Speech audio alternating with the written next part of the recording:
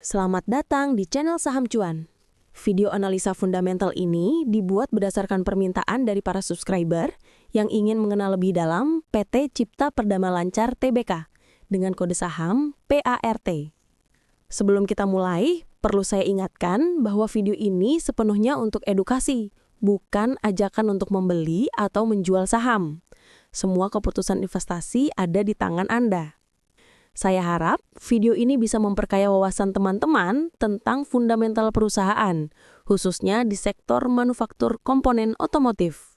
Yuk, langsung kita mulai. Profil perusahaan. PT Cipta Perdana Lancar Tbk adalah perusahaan manufaktur yang bergerak di bidang stamping dan assembling parts, khususnya untuk komponen otomotif, elektronik, dan sanitasi. Perusahaan ini didirikan pada tahun 2009 dan sejak awal berdiri, PART telah berfokus pada produksi suku cadang otomotif. Tahun 2011, perusahaan ini mendapatkan sertifikasi ISO 9001 yang menandakan standar kualitas manajemen yang tinggi. Kemudian, pada tahun 2016, PART menjalin kemitraan strategis dengan Yayasan Dharma Bakti Astra yang merupakan bagian dari grup Astra. Lengkap penting lainnya terjadi pada tahun 2018 ketika PART berhasil menjadi pemasok tier 1 untuk Panasonic dan PT Mesin Isuzu Indonesia setelah sebelumnya berperan sebagai pemasok tier 2. Tahun 2020, perusahaan melakukan akuisisi PT Usbersa Mitra Logam untuk memperluas kapasitas pabrik dan memperkuat rantai produksinya. Saat ini, PART memiliki lini bisnis utama yang fokus pada 3 segmen. Yang pertama, komponen suku cadang otomotif, yang kedua, komponen elektronik, dan yang ketiga, produk sanitasi. Dengan perjalanan ini, PART berhasil membangun fondasi yang solid dalam industri manufaktur di Indonesia. Struktur pemegang saham. Selanjutnya, mari kita lihat struktur kepemilikan saham PART. Total saham yang beredar saat ini adalah 2,72 miliar lembar saham. Berikut pembagiannya. PT Cipta Investama Lancar sebagai pemegang saham pengendali dengan kepemilikan 55%, setara 1,50 miliar lembar saham. Publik atau masyarakat non-warkat memegang 25%, setara 680 juta lembar saham. Hamim, salah satu direktur, memegang 10% atau 272 juta lembar saham. Nenden Widyastuti memegang 8%, sekitar 217 juta lembar saham. Syamsiah juga memiliki porsi yang lebih kecil. Kepemilikan seperti ini menunjukkan bahwa mayoritas kontrol berada di pihak manajemen dan pemegang saham utama.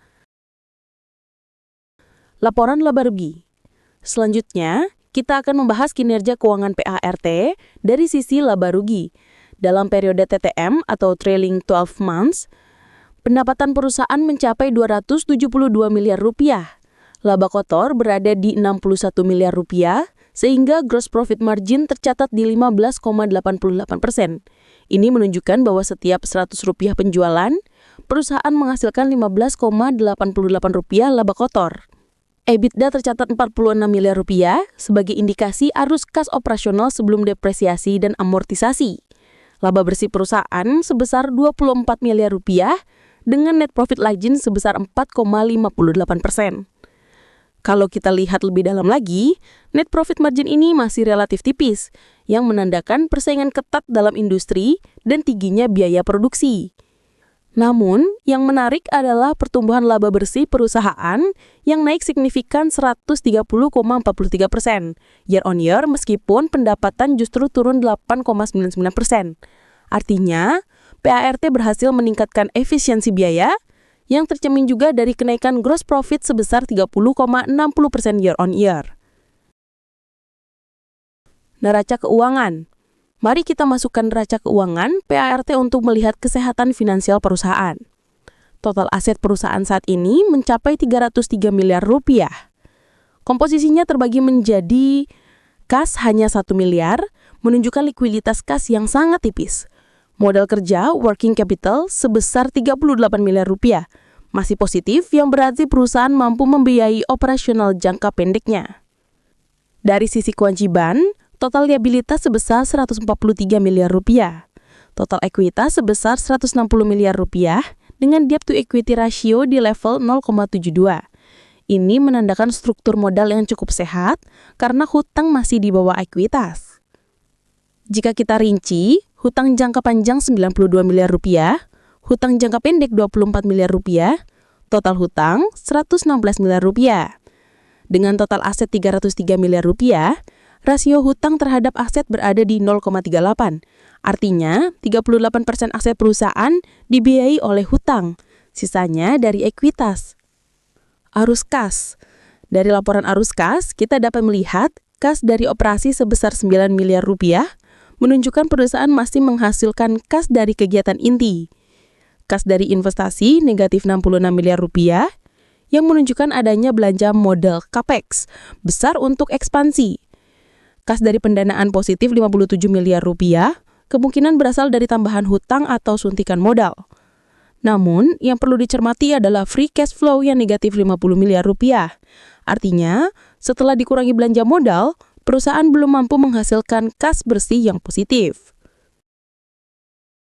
Valuasi dan rasio penting. Sekarang kita masuk ke pembahasan valuasi.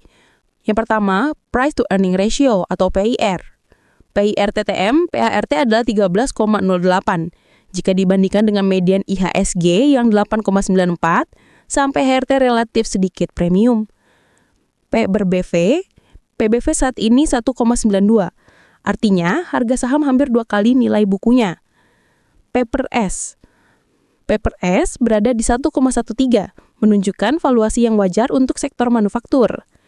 EVN EBITDA, EBITDA PRT berada di 9,09, masih dalam rentang normal. Selain itu, earning yield berada di 7,65%, cukup menarik bagi investor yang mencari return berbasis laba. Dengan market cap 307 miliar rupiah dan enterprise value 422 miliar rupiah, terlihat bahwa hutang masih memiliki pengaruh cukup besar terhadap valuasi perusahaan. Solvabilitas. Jika kita simpulkan analisa solvabilitas PART, yang pertama, likuiditas perusahaan tergolong baik, terlihat dari current ratio dan quick ratio yang berada di atas 1. Yang kedua, struktur modal sehat dengan DER yang relatif rendah di 0,72. Yang ketiga, hutang masih dalam batas wajar, namun free cash flow negatif perlu diawasi. Yang keempat, Altman Z-Score menunjukkan perusahaan berada di zona aman.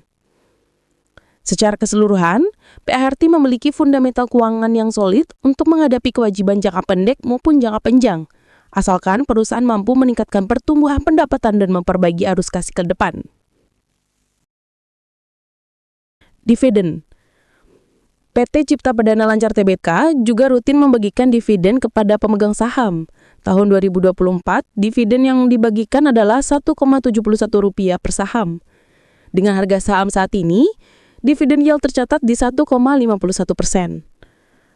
Payout ratio berada di level 27,14%, yang menunjukkan perusahaan masih menyimpan sebagian besar laba untuk reinvestasi. Profitabilitas dan efisiensi.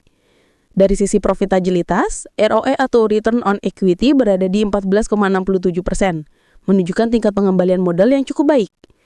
ROA mencapai 7,75%. Operating profit margin di 5,22%, masih tipis namun positif. Efisiensi operasional juga bisa dilihat dari cash conversion cycle yang mencapai 76,78 hari. Artinya, perusahaan membutuhkan sekitar 76 hari dari saat membeli bahan baku hingga menerima kas dari penjualan produk. Kesimpulan. Mari kita simpulkan analisa kita terhadap PT Cipta Perdana Lancar Tbk atau PART. Yang pertama, PART memiliki posisi yang kuat di industri manufaktur komponen otomotif dengan klien besar seperti Panasonic dan Isuzu. Yang kedua, pertumbuhan laba bersih sangat positif, naik 130% year on year, meskipun pendapatan turun hampir 9%.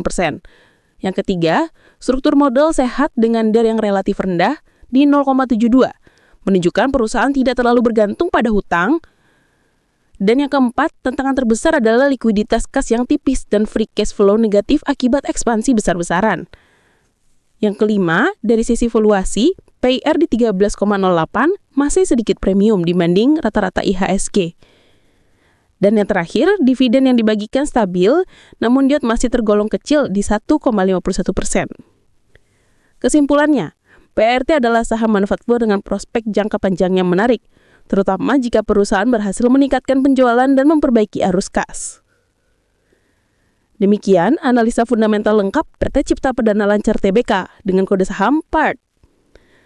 Jika video ini bermanfaat, jangan lupa like, share, dan subscribe channel Saham Cuan agar tidak ketinggalan analisa fundamental saham lainnya. Terima kasih sudah menonton, dan sampai jumpa di video berikutnya.